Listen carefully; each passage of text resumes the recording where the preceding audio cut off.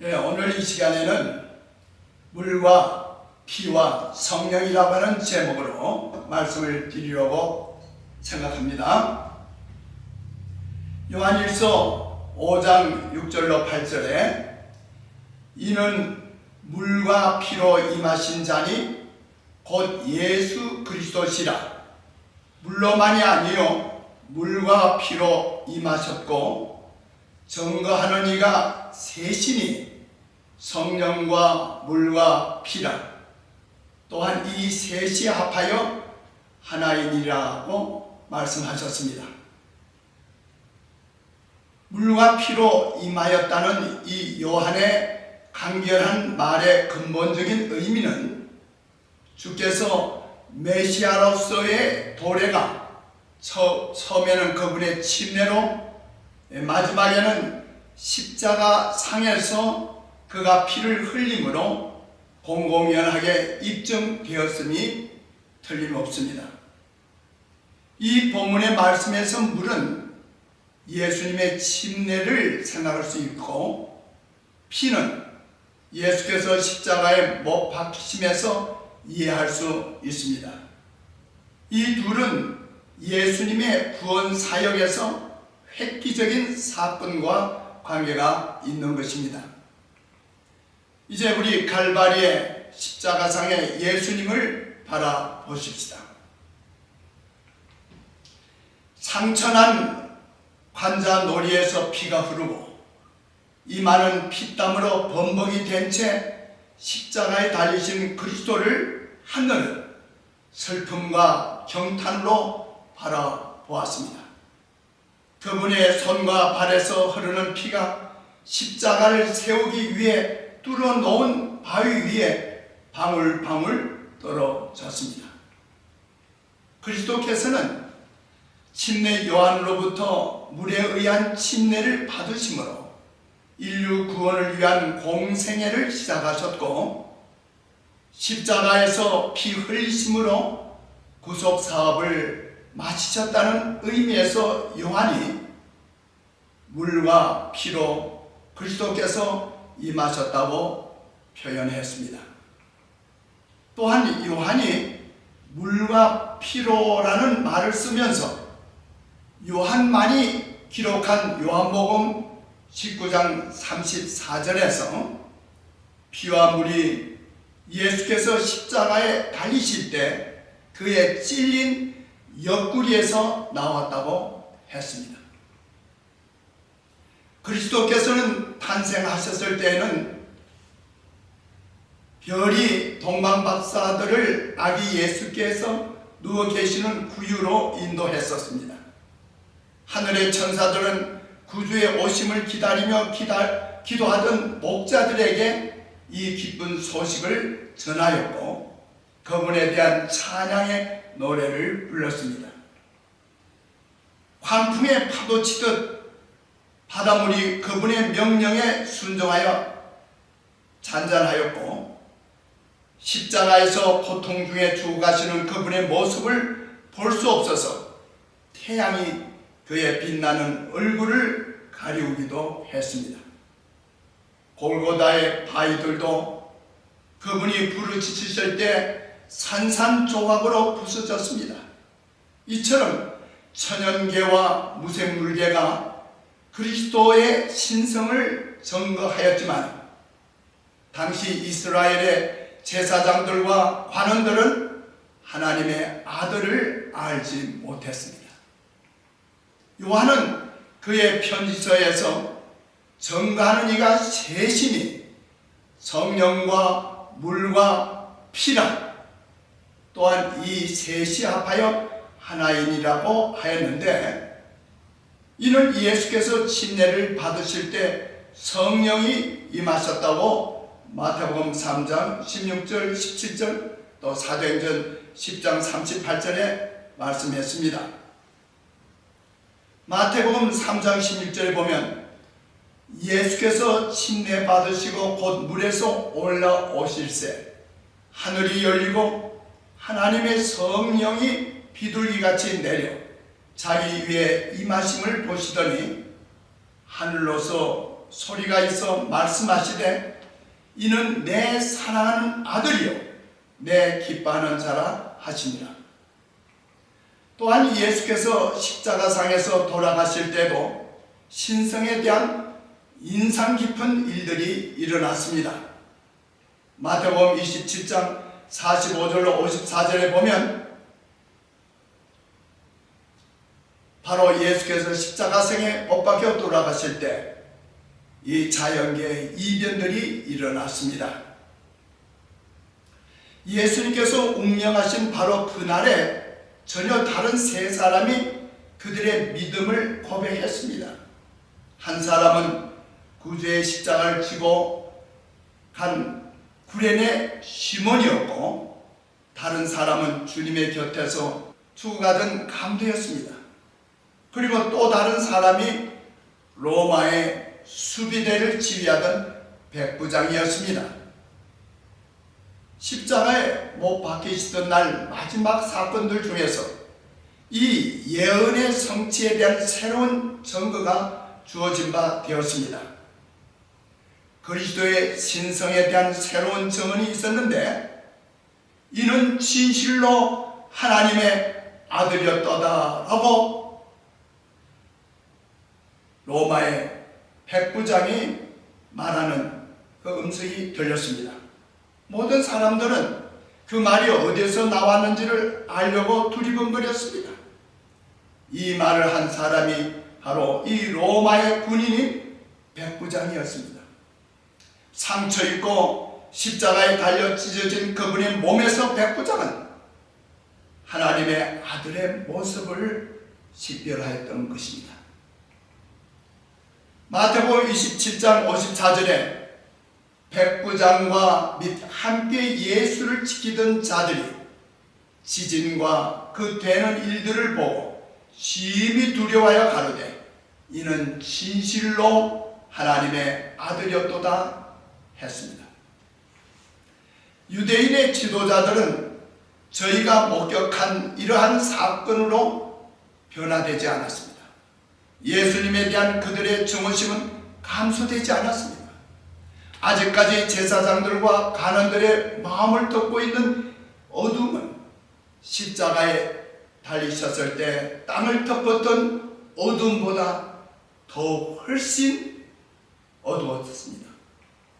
요한은 말하기를 전가하는 이가 셋이니 성령과 물과 피라 또한 이 셋이 합하여 하나이니라고 했습니다. 증거하는 이가 셋이니 성령과 물과 피라고 하였는데 이는 예수께서 요단강에서 침례를 받으시고 십자가에 위에서 피를 흘리심으로 객관적인 증거가 되었지만 이 성령의 감화로 마음속에 내적 증거가 있어야만 했던 것입니다. 물과 피가 예수 그리스도의 육체성을 증거하며 그의 구주 되심을 증거하는 객관적 사실이라면 성령은 성도의 마음속에서 증거하시는 주관적인 증거가 되는 것입니다.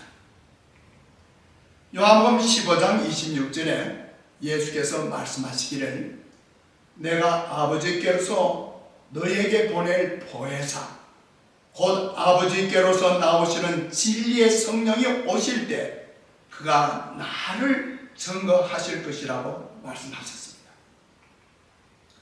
또한 요한복음 16장 13절 14절에 진리의 성령이 오시면 그가 너희를 모든 진리 가운데로 인도하시리니 그가 내 영광을 나타내리니 내 것을 가지고 너희에게 알리겠음이라고 말씀하셨습니다.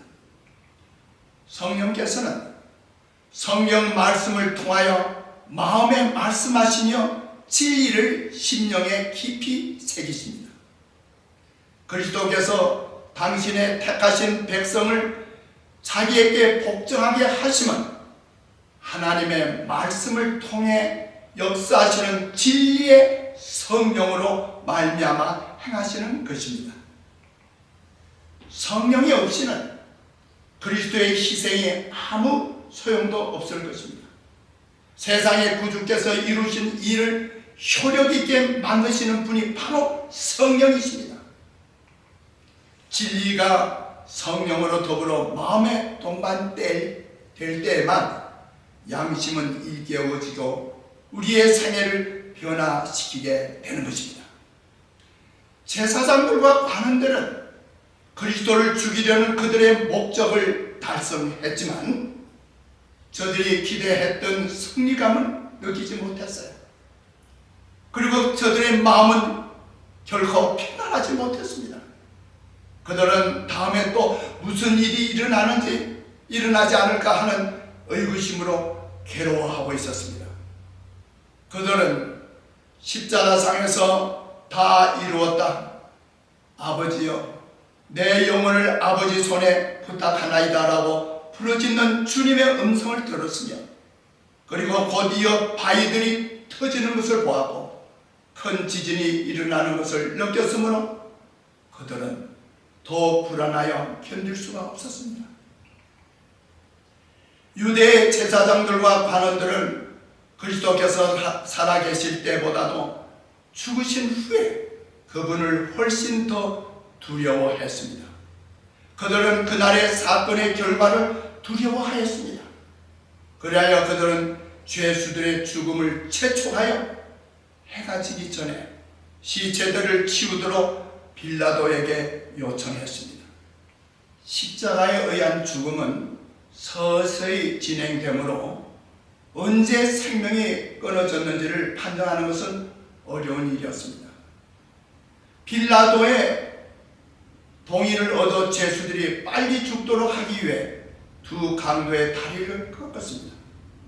그러나 예수께서는 이미 운명하신 것으로 밝혀졌습니다.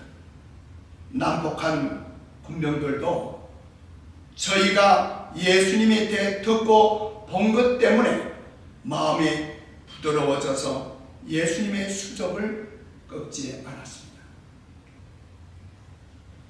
요한복음 19장 32절 33절, 군병들이 가서 예수와 함께 못 박힌 첫째 사람과 또 다른 사람의 다리를 꺾고 예수께 이르서는 이미 죽은 것을 보고 다리를 꺾지 아니했다고 했습니다.